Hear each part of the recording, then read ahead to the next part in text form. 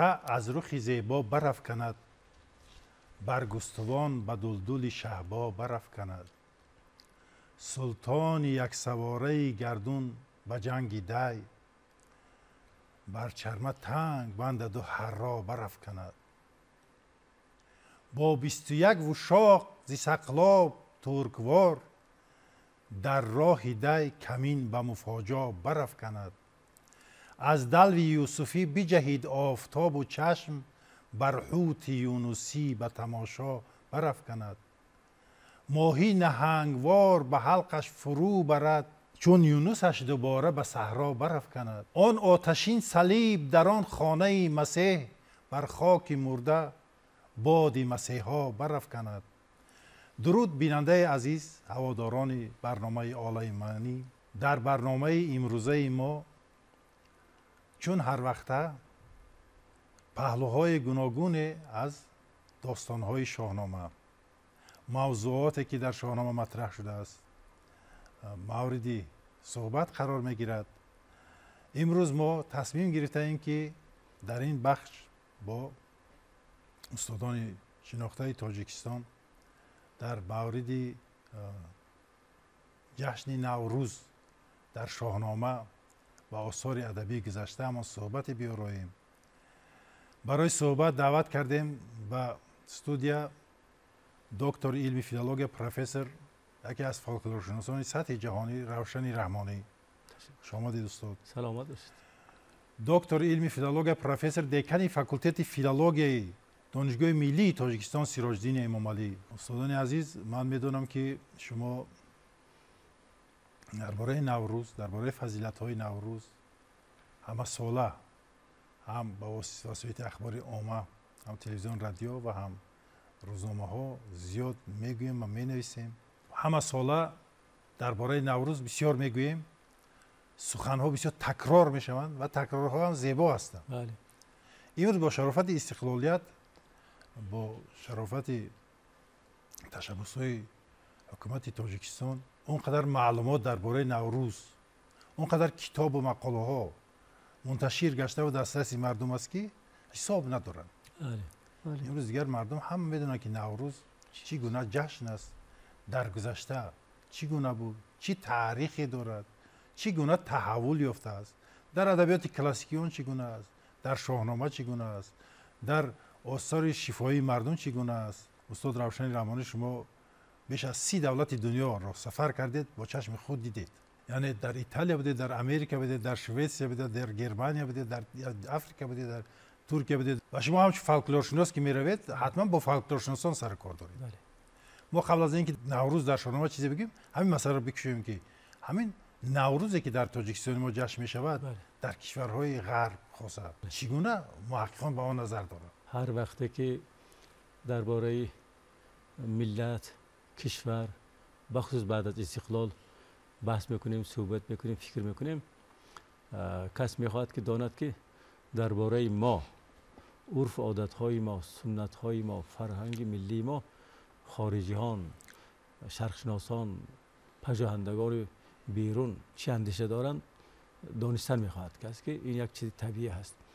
وقتی که من سالهای 1981 85 در کابل بودم، اونجا بار اول از دانشگاه ملی تاجیکستان به دانشگاه کابل بودم.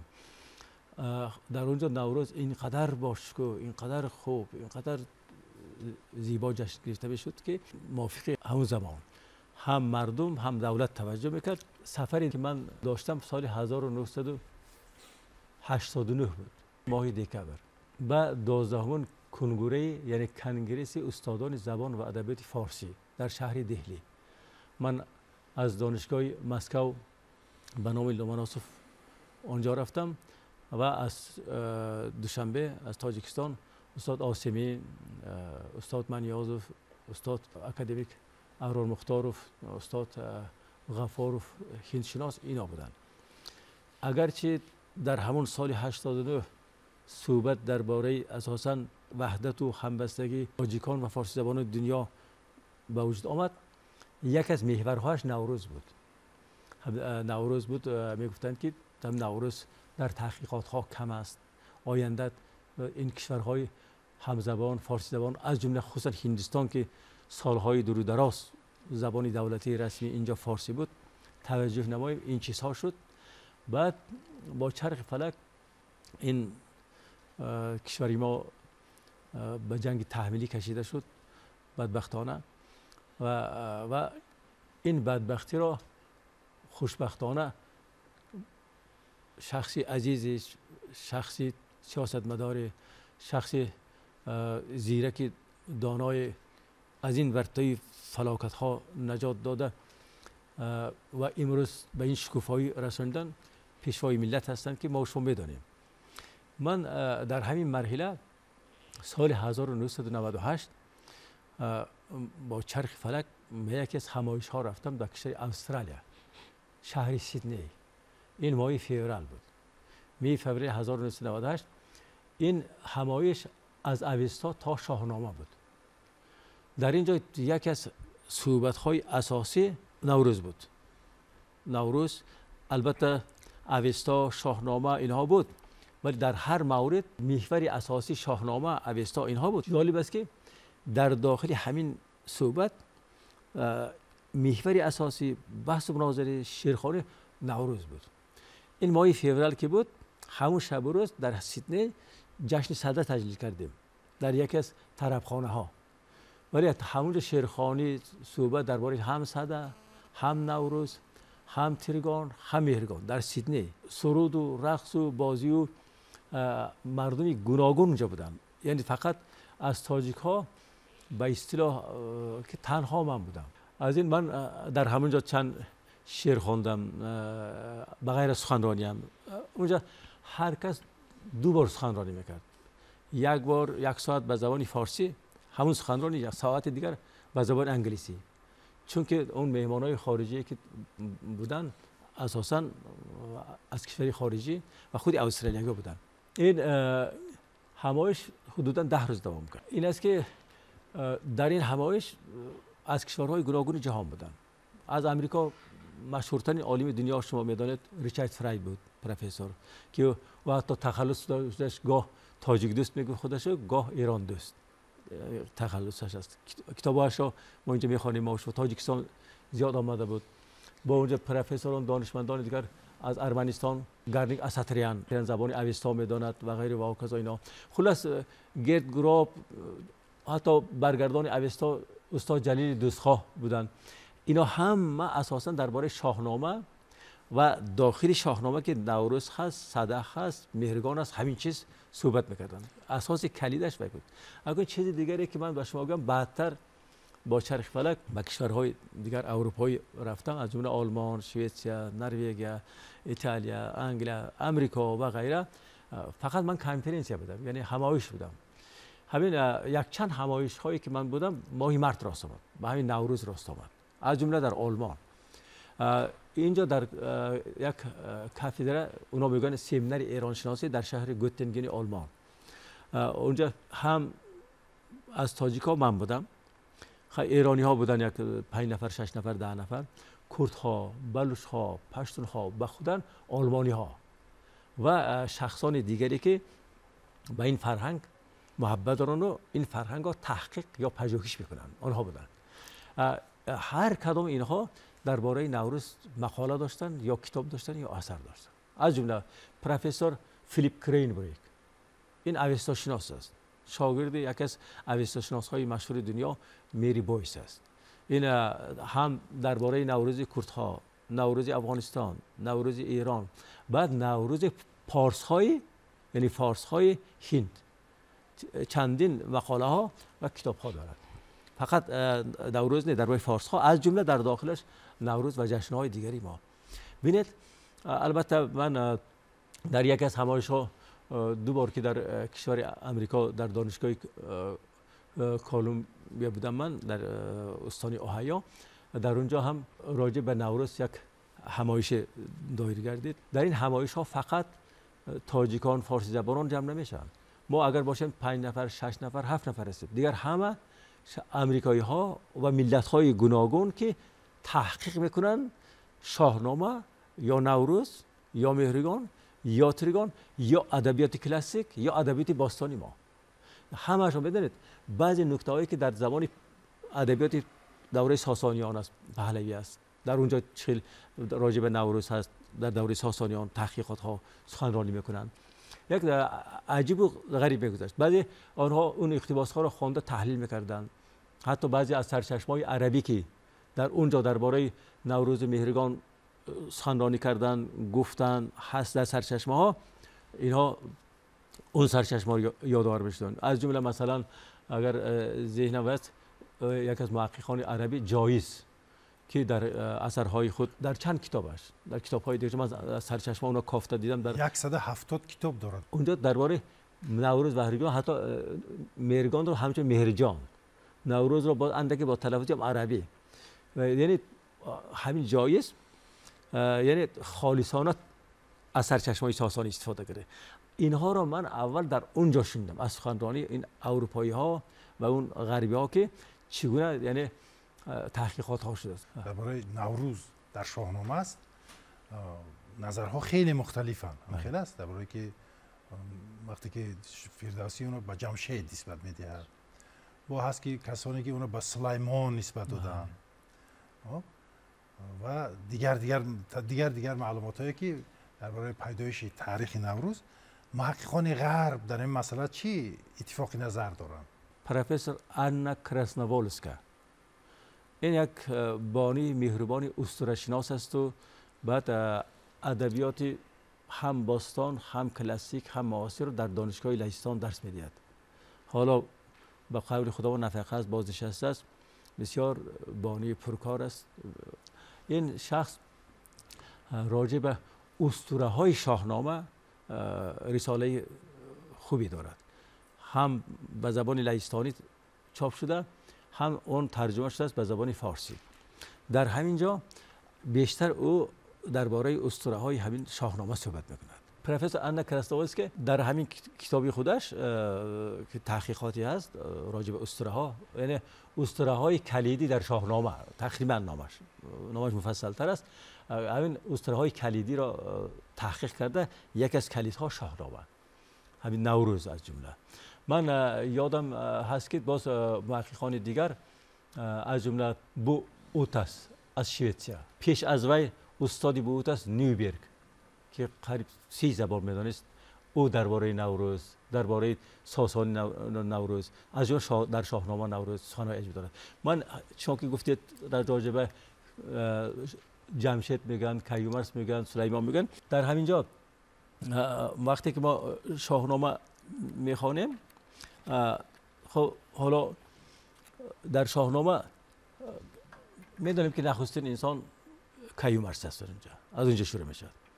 الان در اونجا یک چیز زیبا و جالبه که فردوسی بی همتای نابغه گفته است که در شاهنامه اصلش نوروز و تجلیل بهار و اینها از همون کیومرث شروع میشه، از اونجا شروع میشه. فردوسی میگه سخنگوی دهقان چه گوید نخست. ببینید همیشه فردوسی تکیه میکند که میگفتند، نقل میکردند، حکایه میکردند، یعنی به همون سرچشمه‌های فولکلوری اشاره میکنه. ببینید سخنگوی دهقان چه گوید نخست، که تاج بزرگی بگیتی کی جست. کی بود آن که دیهیم بر سر نهاد، ندارد کس از روزگاران بیاد. مگر کس پدر یاد دارد پسر. چقدر زیبا. مگر کس از پدر یاد دارد پسر، بگوید تو را یک به یک از پدر. که نامی بزرگی کی آورد به پیش، کی را بود از آن برتران پایه بیش. پژوهنده نامه باستان، که از پهلوانان زند داستان. چنین گفت کاین تخت و کلاه، کیومرث آورد و او بود شاه. چه آمد به برج حمل آفتاب. ببینید همیشه میگیم که برج حمل به آفتاب آمد، نوروز میاد. تکرار میکنم، کیومرث آورد او بود شاه. چه آمد به برج حمل آفتاب. جهان گشت به فر و آیین و آب. بیتابید زینسان ز برج بره، که گیتی جوان گشت از او یک سره. کیومرث شد بر جهان کت خدای، نخستین بکو اندرون ساخت جای. یعنی همیشه توجه به نوروز در شاهنامه بوده است و هست و خواهد ماند. در شاهنامه بنیادگذاری جشن نوروز جمشید خوانده شده است و اگر سری سال نو هرمزی فرودین، بله، برآسوده از رنج تن دل زکین، بله، بزرگان به شادی بیاراستند، می و جام و رامیشگران خواستند. چون این جشن فرخ از آن روزگار، به ما ماند از آن خسروان یادگار.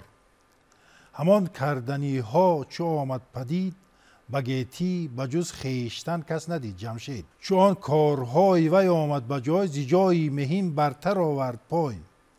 به فری کیانی یک تخت ساخت، چی مایه بدون گوهر اندر شناخت. یعنی وقتی که کارهای جمشید واقعا هم کارهای زیادی رو بازی کرد، در تمام امور زندگی اجتماعی و سیاسی و اقتصادی کارهایی کرد که هیچ کسی دیگر نکرده بود. به فری کیانی یک تخت ساخت، چی مایه بدون گوهر اندر شناخت. یعنی که اون تخت رو با گوهر آرایش داد که چون خواستی ده برداشتی، زی هامون به گردون برافراشتی. به جمشید بر گوهر افشاندند، من آن روز را روزی نو خواندم. همه محققان، فردوسی هم، ابو ریحان برونی هم، بیهقی هم، حتی عمر خیام هم بنیادگذاری اساسی جشن نوروز رو جمشید میدانند. این یک منطقی است که بس کیومرث اولین نخستین که اون را همون روزی بره اون جشن نمیگیرید، اون همون یعنی در همون روز، در همون نوروز، در همون چیز، یعنی فردوسی گفته است که اونجا آغاز شد. دیدید خیلی جالب است، اینو پیوستگی ببینید. انا شما با این گفته فردوسی این را پورتر و کاملتر ساختید. بله، اون چیزی که شما گفتید در مورد کیومرث واقعا منطق است. ببینید بله، اول انسان در فصل بهار، در ماه فروردین، وقتی برج حمل، حالا شعری که من در ابتدای سرشوی برنامه خواندم، در اونجا درباره برج حمل سخن می رود. اونجا میگه که آن مطبخی باغ نهد چشم بر بره. بله، آن مطبخی آفتاب رو میگه. بله بله، از این آفتاب در اینجا قریب 50-60 استعاره میسازد. آن مطبخی باغ نهد چشم بر بره، یعنی حمل نگفته است، بره گفته است. بله بله بله. همچون بره که چشم به مرعا برافکن. مطبخی آفتاب به برج بره می درآید. بله، مثل اون بره که چی چشم به طرف مرغزار می‌دوزد. یعنی آفتاب چی میشود؟ با گرمی فروغ خود طبیعت را زنده می‌کند. زنده می‌سازد. یعنی اینجا چی است؟ اینجا هدف همین است که واقعا هم بهار و نوروز این چیزها همه پیوند میگیرن برای چی؟ به احیای طبیعت، احیای انسان، احیای دلها، دلی انسان. و به سبب نیست که ببینید در این فصل همه فصل زیبایی ها است. بله. این فقط جشن سری سال نیست، سری عشق و محبت، جشن سری سال. این فرهنگ است. نوروز فرهنگ است، نوروز معنویات است، نوروز معرفت است، نوروز خودشناسی است، نوروز تاریخ است. همه چی به همین به نوروز میاد. چرا؟ چون که جشن بازگشت به آغاز است. بله. جشن بازگشت به آغاز است. و در این صحبت ما پروفسور سیراج‌دین امامعلی هستند و میدونم که شما بسیار با شاگردان و با محیط معرفتی فاکولته فیلولوژی که یکی از مرکزهای معنویات است، سایه فیلولوژی، شما سر کار دارید. من می‌خواستم سریع اول شما همین سنتی تجلیل نوروز در دانشگاه در فاکولته چی گونه صورت میگیرد؟ تشکر زیاد. در حقیقت در مورد آیین‌ها و در مورد رسم آیین‌هایی که در نوروز شده میگذرد در اینجا از جانب استاد روشنی رحمان و از جانب شما خیلی سخن کرده شد و واقعا هم یکی از همین آیین‌های نوروزی که امروز پابرجا هست با تشبث پیشوای معظم کشور، یکی از همین آیین‌هایش من گمان میکنم که دستی دوستی به همدیگر دراز کردن است، کینه رو از دل برون کردن است و چنانه که ما و شما شاهدی آن گشتیم تا چند روزی بود که انا همین چیز ما از با تشبث پیشوای معظم کشور انا همون یک گذرگاهایی که میان قرقیزستان و جمهوری تاجیکستان عزیز ما بسته شده بود، ما از با انا همین آمدن فصل نوروز با آمدن همین جشن نیاگان چه ما پیوستگی خوب داره. بله صورت گرفت که این هم یکی از همون آیین‌هایی که از نیاگان ما امروز به مردم ما رسیده است و محض همین تلاش‌ها و همین خدمت‌های پیشوای معظم کشورمان جناب عالی محترم امام رحمان میباشد که در عرفه یا که در آستانه همین جشن نوروز برگزار گردید. تشکر، بسیار مطلب خوب بیان کردید. اینجا درباره بهمایی، تینت در وقت نوروز، در وقتی در چی و واقعا این سنت در فرهنگ آریایی قدیم ما خیلی ریشه مستحکم داشته است. واقعا هم در روز نوروز پیش از همه هیچ کس حق ندارد که نسبت یک نفر در دل قهری داشته باشد، در دل کینه داشته باشد. دل رو از کینه ها تازه میکنیم. هر کسی قهری است باید آشتی کند، با هم صلح کند، دوستی کند. یعنی که ببینید رمز اتحاد بودنی نوروز. بله بسیار حکمتی بسیار بزرگ دارد. آریایی ما در گذشته عقلگرا بودن. یعنی از راه عقل و هستی نگاه کردن. می‌بینیم حتی همین داستان جمشید که فردوسی میارد و مثلا جمشیدی که چقدر کارنمایی ها کرد، چقدر خدمت هایی کرد، برای چی رانده شد؟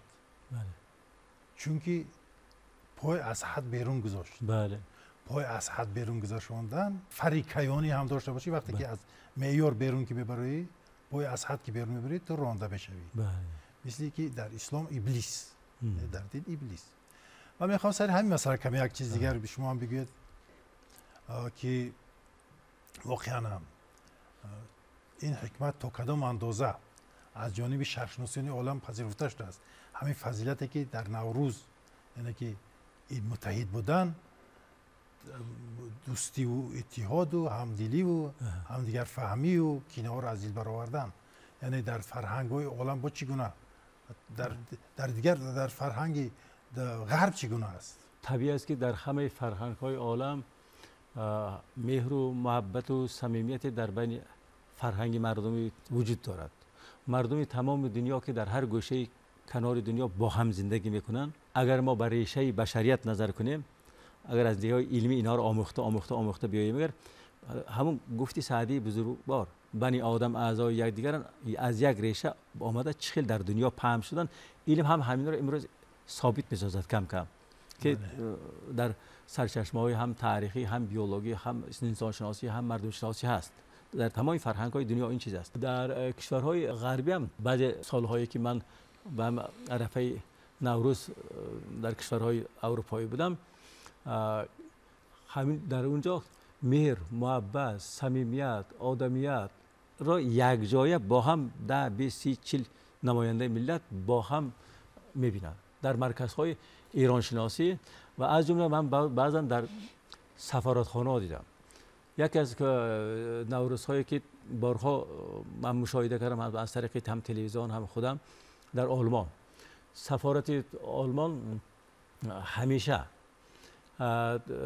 تلاش میکند که هم ایران شناسان، تاجیک شناسانی که در کشور آلمان هستند و آلمانی هایی که به این فرهنگ محبت دارن، کارهای پژوهش تحقیق کردن، اونها را جمع آورده با دسترخوان نوروزی، با همون عرف عادت‌های نوروزی، لباس‌های تاقی و چکن و چیزهایی که با نوروزی از تاجیکستان داریم اونجا برده، اونا را نمایش داده، نوروز را خیلی یک زیبا برگزار میکنن. من ضمناً همینجا به گفته این استاد عزیز دکانی فاکولته که از سوم در عرفه نوروز که این سازش، این وحدت، این محبتی که در بین دو کشور شد اشاره کردن، یک نکته را بگم. همیشه پیشوای ملت این گپ را میگن ما با همسایه باید دوست باشیم، قدردان باشیم، با محبت باشیم. تکرار به تکرار در این از اون روزی که هستن تا امروز من میشنوم، هم حضوری در جلسه ها میشنم، هم از طریق تلویزیون میشنم، هم در این باره در مقاله های خود ما و شما هم اشاره هم کردیم. واقعا پیشوای معظم ملت همون سنت عقلگرایی رو میشه میکنن، یعنی که به حیثیت داده نشدن، یعنی که در همه معامله فرهنگ آریایی رو کار بستن، از روی عقل عمل کردن. این البته این دوربینی است، البته این تجربه پیشوای معظم ملت است در مسائل سیاسی و واقعا همه وقت در محیطی سالمی همدیگر فهمی و صلح و صلاح زندگی کردن برای انسان گوارا است. دشمنی آرد به مردم روزی سخت میگه شویر خیر است.